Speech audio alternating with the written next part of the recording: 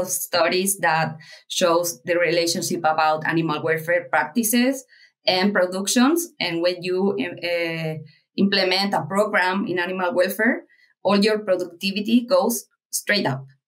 Mm-hmm. And also because you need to understand that animal welfare is not like the animal, it's all this, the environmental, the facilities, the health, the documents, the procedures, the registers, everything. Swine.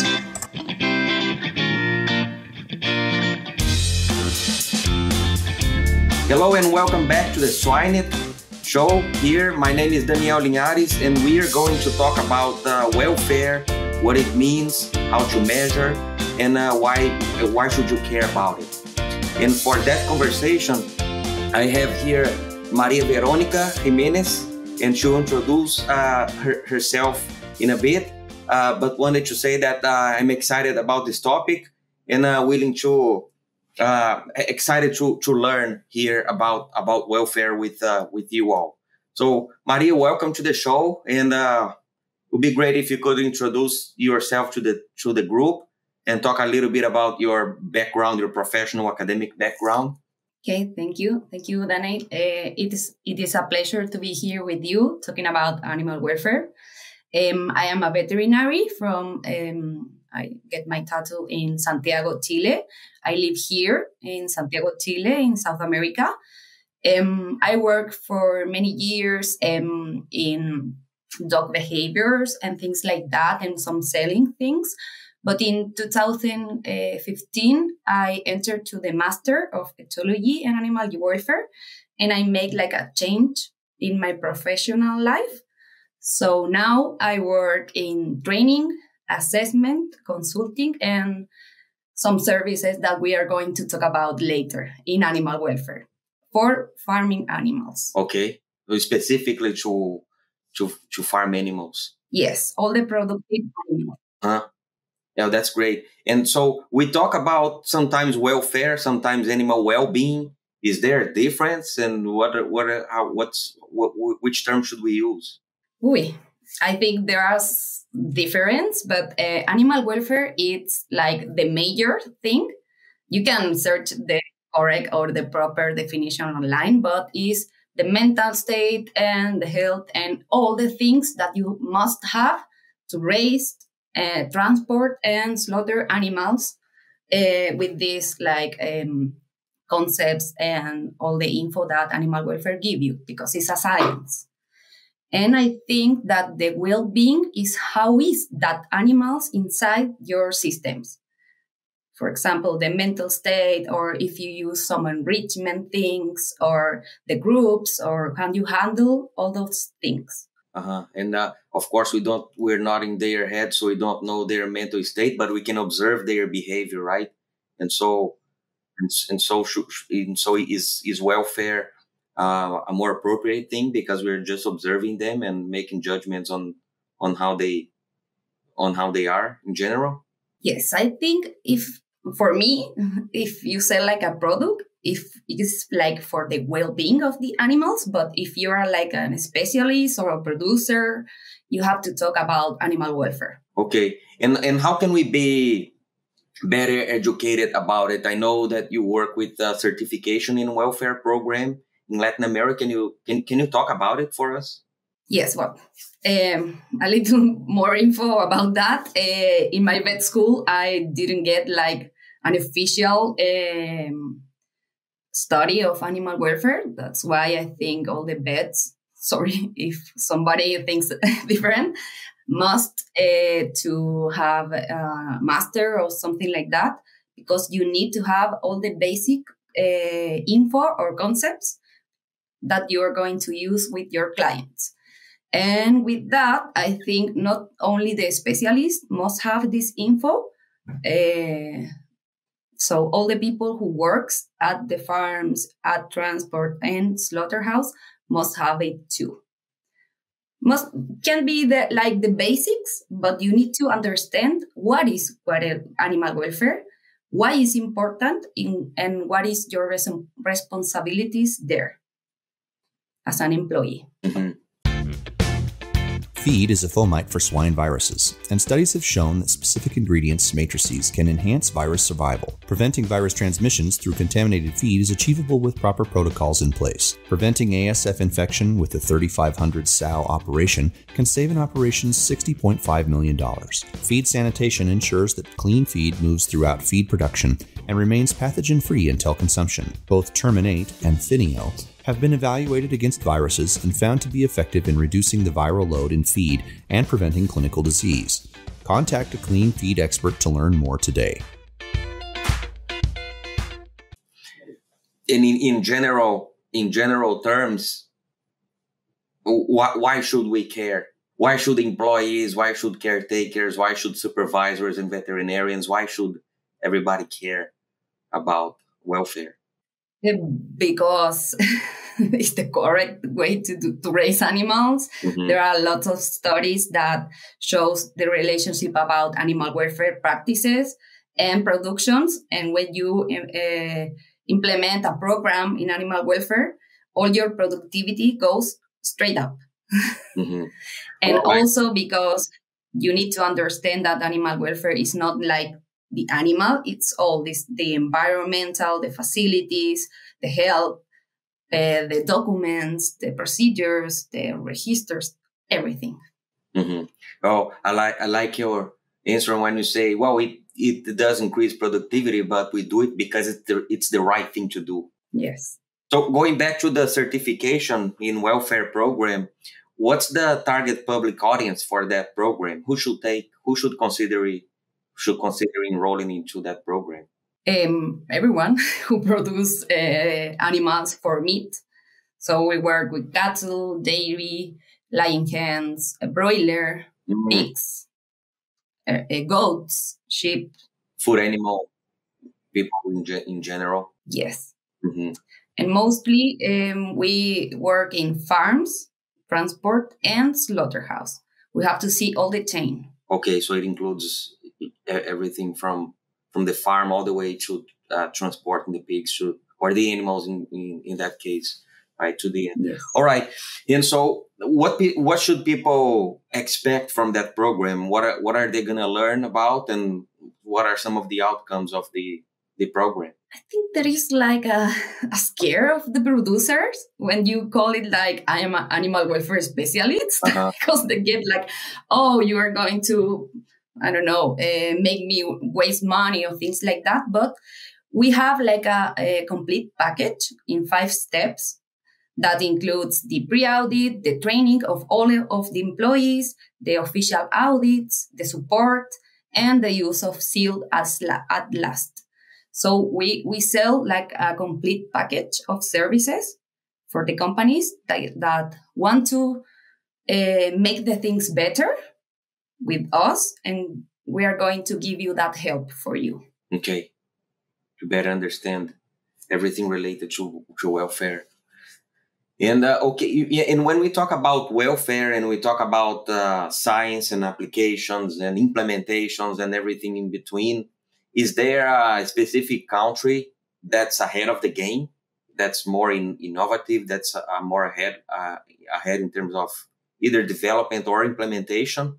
I think I've been more here in Latin America, in Central America. I cannot say like the companies, but Mexico is good in that way.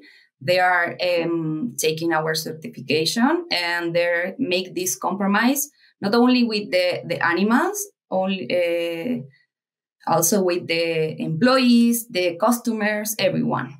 So they want to do things better. So I noticed their big commitment. And also a few countries here in Latin America, Chile has law in animal welfare. Mm-hmm. This law requires that you train your employees, not to be like certificate, but I think that is a big step. Okay, that's great. And can you give us some practical examples from those ones taking the training and getting better educated about animal welfare?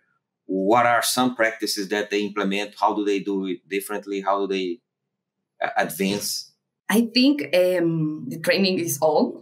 I don't know if somebody has assisted to my classes, but when you teach or you give some information to an employee who never have heard about animal welfare or never have heard about how do pigs see, how do pigs hurt, or I don't know, the senses, they start like thinking, oh, I know a little more, so I can do things better. And they change like the mind and says, okay, I didn't know that, so I'm going to do it better. And when you walk to the barn, or what are some, are there some examples of practical things people can do to improve animal welfare, or it really depends on each barn that you visit? It depends, of course, but you can see the attitudes of the employees, how they handle the animals, how the animals respond to that handling. And also you can see the facilities. You can see the employee moving the pigs over there, so you can give some advice to do it that better, reduce the groups. And you are like with them giving the support in that process. Yeah, can you talk a little bit more about that? So how do we know if the caretakers are implementing best welfare practices in animal care? If you walk to the barn and kind of see things there in the barn, can you tell? Can you tell if the welfare, what's the level of welfare? And so Jason McAllister always says that the animals show you the story. So when you enter to a barn, I don't know, indoors, outdoors, you see the animals and you see like, how are they? Are they good? How is the cleanliness? How is the, I don't know, is the food on the floor? Or have the animals some lesions? Or those animals has been like identified if they have some disease? So when you walk into a barn, you can see all of that. Animals don't lie. So maybe they can lie in some documents and put like, check, but the animals are there and you can see everything. You are not going to lift a stone and see, oh, you have there one thing. No, you see like the big picture of all. I see. Yeah. And you talked about diseases a couple of times, right? And how is welfare and diseases interconnected? It's part, because animal welfare is like the physical and the mental state. But with animal welfare, when you train people, you give all the tools to these people to identify when an animal is sick. Okay, so when you see something like I don't know, animal that doesn't move, or animal who has a big lesion problems, like in the piglets or in finishers, they can notice that and they can make or a note and call the supervisor or move that animal to a treatment area, and with that they can make like the call to the vet to look more for this animal health. I see. So if I understand right, is we always need to watch pig behavior. They are typically active. They should be moving around. If they are not moving, if they are piling up, or if they are laying down too much, it could be, this could be an indicator of early indicator of diseases, health challenges. So you got to pay attention to that, right? Always, of course, behavior. Animal behavior in general. I mean, I talk about pigs because that's where I come from, but yes. Okay. Yes, of course. You can see everything with the behavior of the animal. And I think that the employees that work like 10 years in a farm can give you classes about animal behavior. So they notice like in 1 second when an animal is sick or needs cares. Or maybe it's the environment, like you said, right? Not only the pig themselves, but maybe it's just ventilation is not enough, or it's too cold, or it's too hot, and so of course pigs will tell you. Okay. And how about compliance check? How frequently, and how do we do it? How do we double check if animal caretakers are doing what they should be doing to optimize welfare? You have two options. When you take our services, we make it twice per year.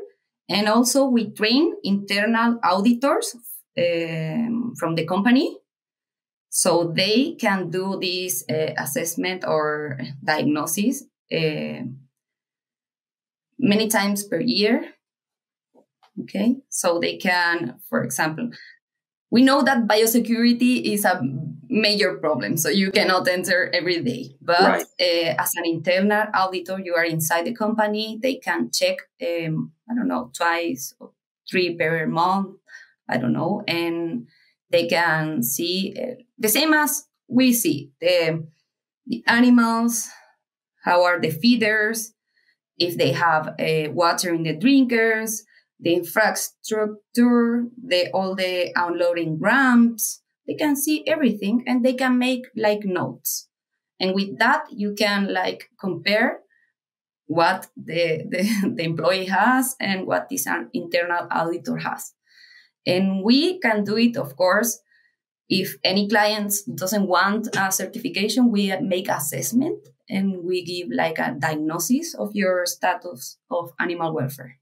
So you can either hire services like the ones you offer, or you can train the trainer or train people from that works in the company so that they do it more frequently, right? Yes, when they get our seal, they get also people who is trained by our checklist, and we teach them. Okay. To be our eyes there. And do those compliance checks, do you always need to do that in person, or is there a way to use telemedicine for that type of check, doing it remotely? I think it is mostly in person because there are things that you can miss with a camera. You can do it remote audits, for example, in the unloading ramps at farm or at slaughter.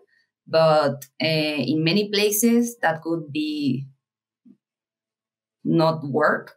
But I think it's presential. The audits of animal welfare, you have to, or you must go and see everything there. Okay, so if we can't do it online, that means we gotta be there. So maybe the next question here doesn't make a lot of sense, which is how about artificial intelligence to look at behavior in general, and are there algorithms to help people scan the pigs on a 24-hour basis if you have cameras installed? And is there a use for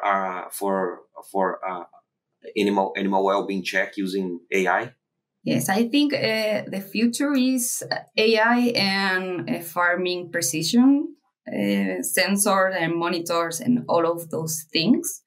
That requires technology, good connections, a system, and many things that you need to think. But I think that intelligence will help us to manage things when we are not there. And as you say, the behavior, and there are many studies who relate or the use of EA so in some illness or in locomotion things, or at slaughter who see the lesions on the skins and things like that. Okay, so is it pretty much relying on camera technology, or can in some shape or form sound or some other sources of data? I'm thinking about water disappearance, feed disappearance. Can that also be used to assess general welfare? Yes, of course. You have, for one side, all the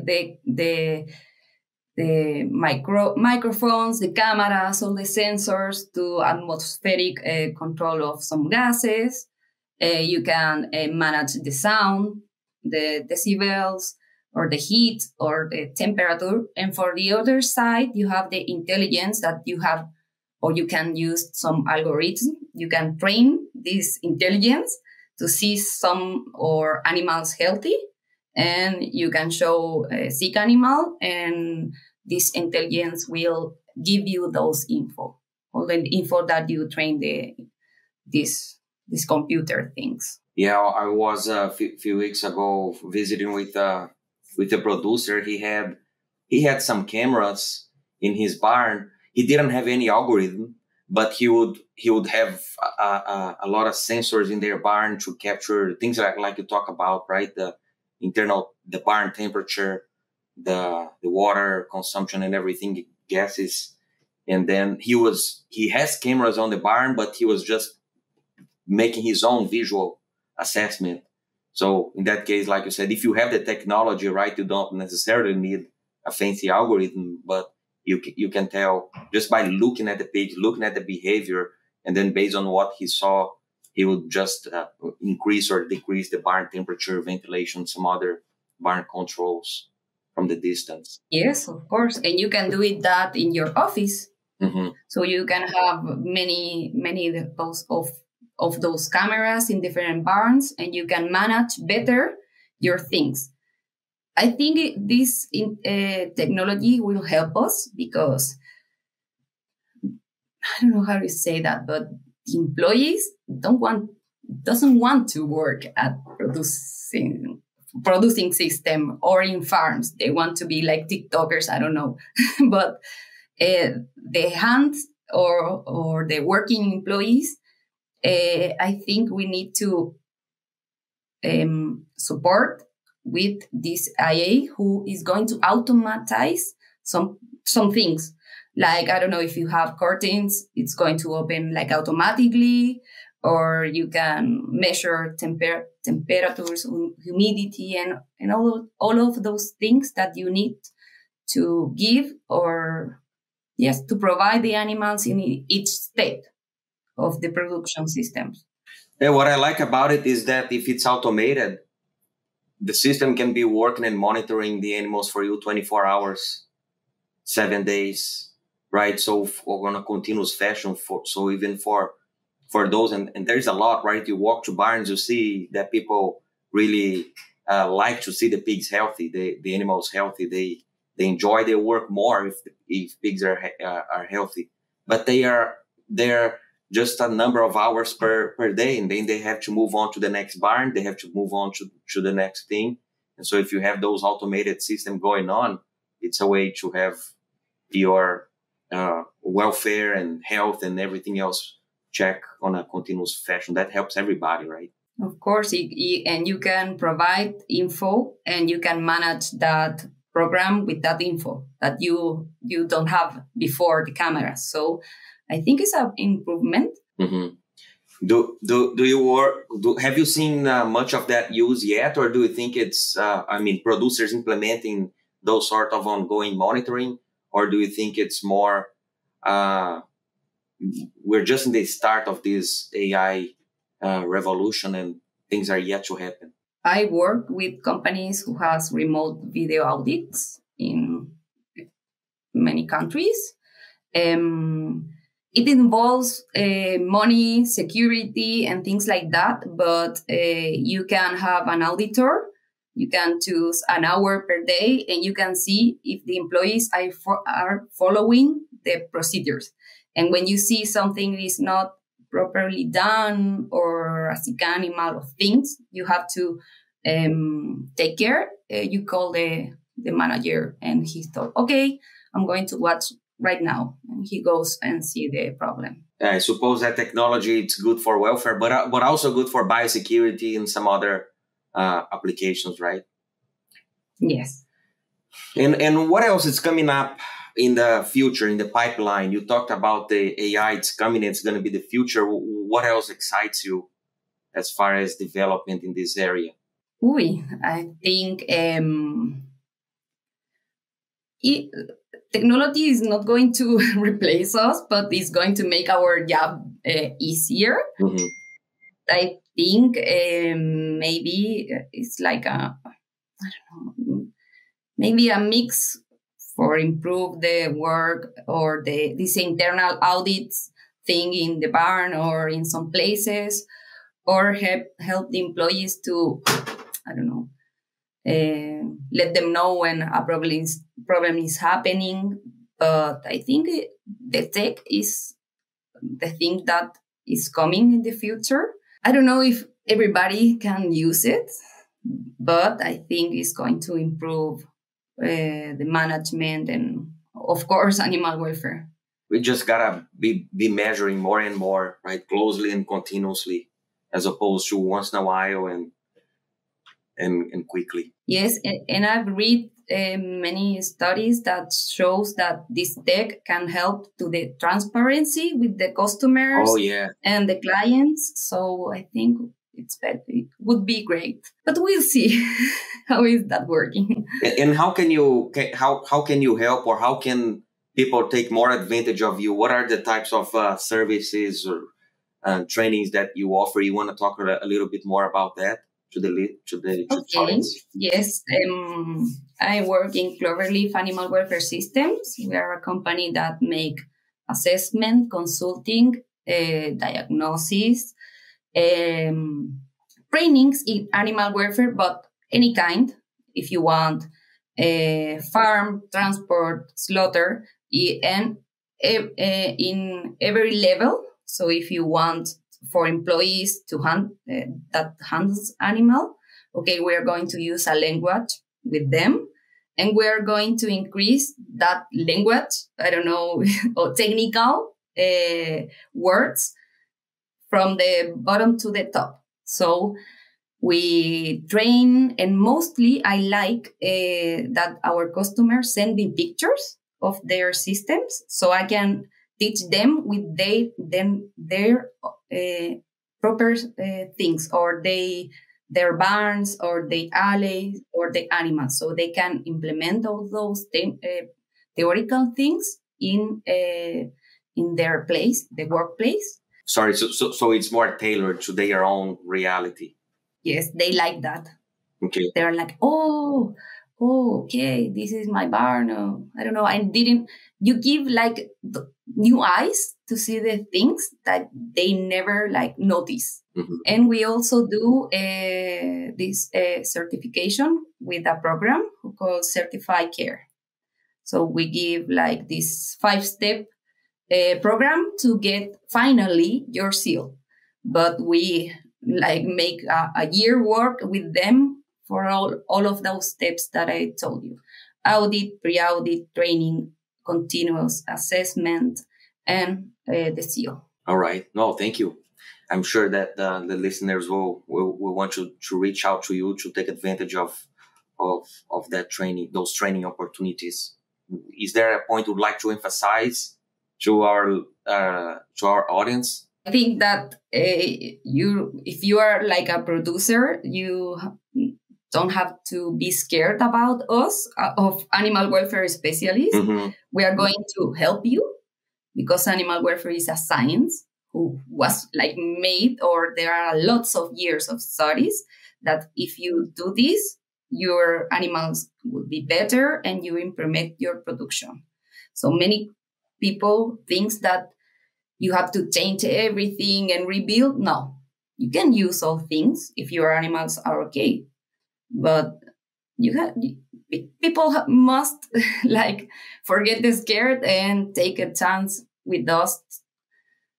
We do our job good. So I think it will be great for them and great for all and great for the animals to take this service. Yeah, so we should care. And like you said, because it's the right thing to do, right? Yes. Well, thank you. And with that, it's time for the famous 3. It's time for our famous 3. Swine is a professional solution provider for enzymes, probiotics, and functional additives. We offer customized formulas to target nutritional issues in livestock and maximize the utility of animal feed. Find us at suny.com, spelled SUNHY, for more information. The famous 3 questions that we at Swine would like to ask to all the guests. So the first one is, would you give us a recommendation for a book or resource or something that you like to use to get better educated or training related to swine practice, swine health, swine welfare? Could be anything swine related. I think Dr. Temple Grandin has amazing books. So you can decide for each one of those books as working with farm animals. She has some books of handling. And the most important thing, and I used that, Nami created a video with Temple Grandin about the proper use of handling tools. And I love that video. And it's like a practical guide how to use the rudder paddle or the flag in a pig, like in a big, I don't know, acrylic pig. So she teaches everyone to how to use those handling tools. And how can people have access to those videos? Is just Googling or? Googling NAMI, North American Institute of Meat, and Temple Grandin, proper use of handling tools. Okay, perfect. Oh, thanks for the tip. How about the next question is a non-swine related book or resource, or maybe a book you enjoyed reading, or anything that's not still interesting but not related to pigs? I enjoy reading before I being a mom, so I'm going to be transparent on that. I don't know the name in English, but called La Vida de las Telas. It's like a romantic book and easy to read. So it's nice to have escape and then get into the parallel world for a while to recharge. Romantic books. All right. Yeah, that's good.